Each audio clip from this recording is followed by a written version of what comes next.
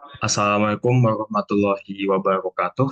Perkenalkan kami dari kelompok IF 46 Gabungan 05 dan pada kesempatan kali ini kami akan mempresentasikan tentang tugas penilaian evaluasi CLO 1 tentang apa itu manajemen proyek. Saya Radovan Azizi beserta dengan rekan-rekan saya yaitu ada Raihan Ahmad Tirmisani, Alisa Anggranidi, dan Fadilah Kartika Firdausi. Jadi, ke bagian pertama, apa itu manajemen proyek TIK dan bagaimana prosesnya? Intinya, manajemen proyek TIK adalah proses perencanaan, pengorganisasian, pelaksanaan, pengendalian, dan penutupan proyek yang terkait dengan pengembangan dan implementasi sistem teknologi informasi atau TI, dan kontrol dan penutupan.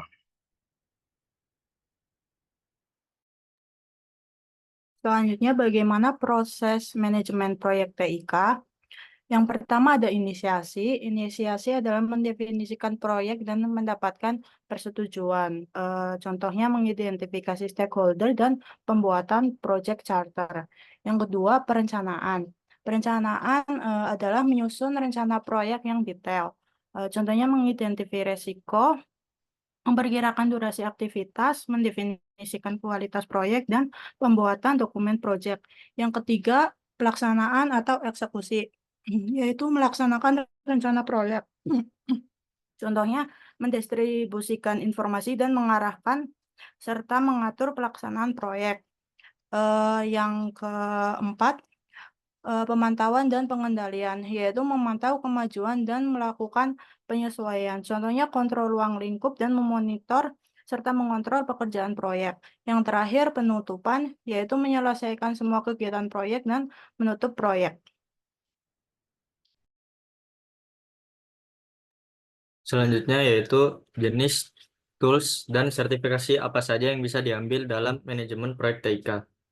Yang pertama yaitu jenis organisasi proyek. Yang pertama, fungsional.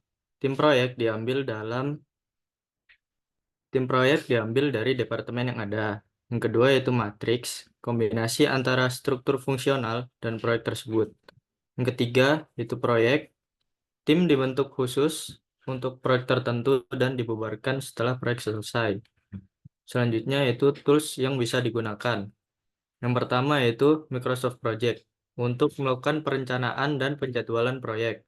Yang kedua, Jira untuk manajemen proyek Agile. Yang ketiga yaitu Trello untuk melakukan kolaborasi dan manajemen tugas.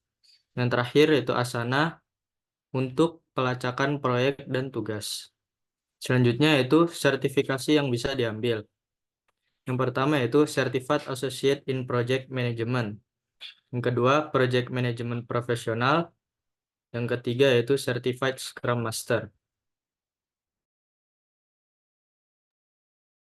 Kemudian ada karakteristik proyek dan bedanya dari operasional.